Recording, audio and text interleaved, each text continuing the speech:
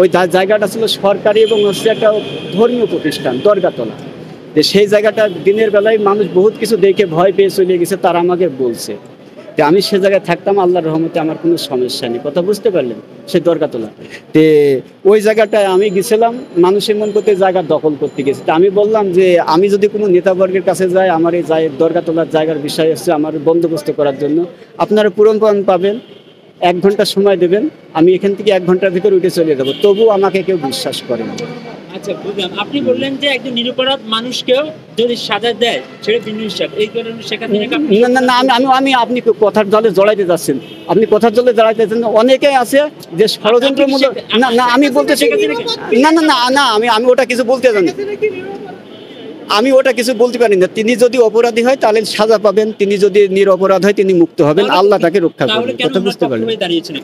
আমি ওটা আমি একজন নাগরিক দেশের, আমি তার বাপের আদর্শ, তার নেতৃত্ব দেখেছি সবকিছুই আমি।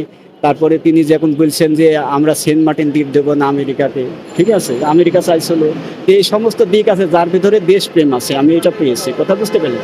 আমি এই কারণে হচ্ছে দেশপ্রেম আছে। তাহলে আপনি 16-17 বছর এদেশে তো ছিলেন, তাহলে ওই সময় যে বিরোধী দল দমন বা মানুষের গুণ, হ্যাঁ আছে, ওগুলা আছে, ওগুলা কিভাবে কি হয়েছে সেটা কিভাবে কি হয়েছে না ওটা আমি কিছু জানি। বিরোধী দলকে দমন করা হলো 17 বছর। না না ভাই, আমি ও বিষয়ে কিছু বলতে পারবো না, ও বিষয়ে কিছু বলতে পারেন। উনি যদি অপরাধ করে, উনি যদি না না না না, শোনেন, আপনারা হলো সাংবাদিক ভাই, শোনেন, আপনারা হলো সাংবাদিক, আপনারা কথার জালে জড়াইতে পারেন, ঠিক আছে? না, আমি শুধু আমার ওই কথাটা বলেছি, আপনারা আপনাদের কাজটা করেন। না, আর কিছু বর্তমানে আওয়ামী লীগের রাজনৈতিক কার্যক্রম নিষিদ্ধ, এটা আপনি জানেন? তাদের নিয়ে কোনো ধরনের সেটা ওটা যে যা করছে তারাই জানে, ওটা আমি কিছু জানি। আপনি তো আদালতকে এখন বুড়ো আঙুল দেখিয়ে আপনি তার ন্যারেটিভ দাঁড় করাচ্ছেন এখানে।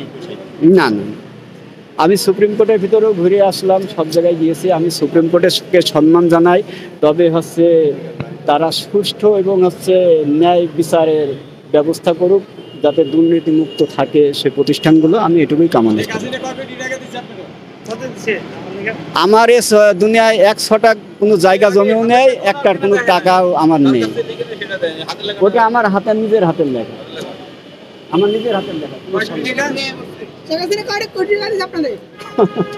আমার এ দুনিয়ায় কিচ্ছু লাগবে না, আমি সেটাই প্রমাণ করি। আমার 100টা কোনো জমি জমা নেই, আমার 100টা কোনো কিছু নেই।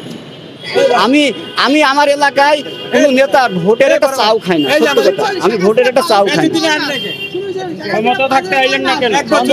এতদিনে আন নাকি অনেকজন কে এতদিন ঘুমাচ্ছিল বাহির হয়েছে 1 বছর পরে। ক্ষমতা থাকতে ভালো ভালো খাওয়াইছে, আপনারা ভালোভাবে রাখছেন নাকি? আমি কোনো নেতার 1 কাপ চাও খাই না, সত্য কথা ভাই। আমার একটা সাধুর পরিচয় আছে, আমার সাধুর একটা পরিচয় আছে। আমি কোনো নেতার 1 কাপ চাও খাই না, আমার এলাকার লোক জানে। আপনি ওইটা বললে আমার খুব কষ্ট লাগবে আঘাতে, কথাটা বুঝতে পারলেন?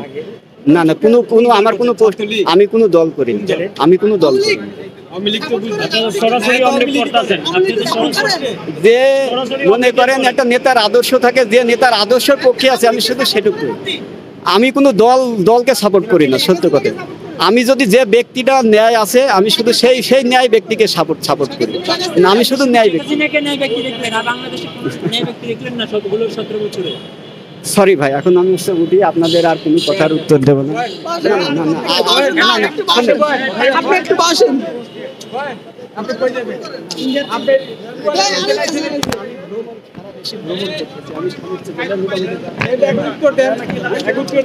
সব দেওয়া হয়েছে, আপনার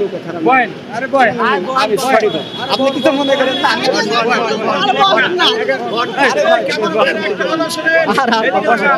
হ্যালো, আপনাদের সবাইকে দৃষ্টি আকর্ষণ করছি, আপনারা যে আমাদের এই জনগণের মঞ্চের ব্যানারে এনার ছবিটা দিয়েছেন, এটা আপনারা জানেন না তাই, কিন্তু আমি একজন জনগণ মঞ্চে মাঝে মাঝে কথা বলি, তো ইনি যে কথাগুলো বলেছে এটা কতটা যুক্তিসঙ্গত উনি জানে। উনি যে বলছে আওয়ামী লীগকে প্রতিষ্ঠা করার জন্য, উনি কি জানে যে আওয়ামী লীগ এই দেশে কত কিছু ক্ষতি করেছে? আজকে আপনি আসেন, ইতিহাস সাক্ষী দেয় যে পিলখানা হত্যা, ইতিহাস সাক্ষী দেয় শাপলা চত্বর হত্যা, ইতিহাস সাক্ষী দেয় বর্তমান সময় যে আপনার 24-এ গণহত্যা, এখনো পর্যন্ত সেই 24শে গণহত্যার বিচার হয় নাই। আর এখন কোন হিসাবে ইনি এই জনগণ আমাদের এই জনগণের মঞ্চে এসে শেখ হাসিনার কথা বলুক শেখ হাসিনার কথা, আমাদের কোনো বিধা নাই। কিন্তু আমাদের এই আমার আঘাত লাগলো এই জনগণের মঞ্চ, কিন্তু এই ধরনের মঞ্চে এই ধরনের কথা চলে না। আপনারা ঠিক আছে, আপনারা নিউজ দেখছেন, কোনো সমস্যা নেই, কিন্তু আজকে বড় দুঃখের বিষয়, আজকে 52 বছর 53 বছর স্বাধীনতার পরেও আমরা কিন্তু এখনো স্বাধীনতার স্বাদ গ্রহণ করতে পারি নাই, শুধুমাত্র এই সমস্ত লোকের কারণে। আমরা সাধারণ মানুষ একটা কথা বলতে চাই, সেটা হলো আমরা আমাদের বাক স্বাধীনতা চাই। আমরা নতুন কোনো রেল স্টেশন, নতুন কোনো পদ্মা সেতু, নতুন কোনো অনেক কিছু, কোনো কিছু চাই না। আমরা সাধারণ মানুষ, আমরা চাই আমরা সুখী দুঃখী সাধারণ মানুষ সুখে দেশে বউ বাচ্চা নিয়ে ডাল ভাত নিয়ে খাওয়ার জন্য, আমরা বেঁচে থাকার জন্য আমরা চাই। তো এই যে পাগল, আসলে আমার মাথার উন্নতির কাছে আমার কথা আসছে না।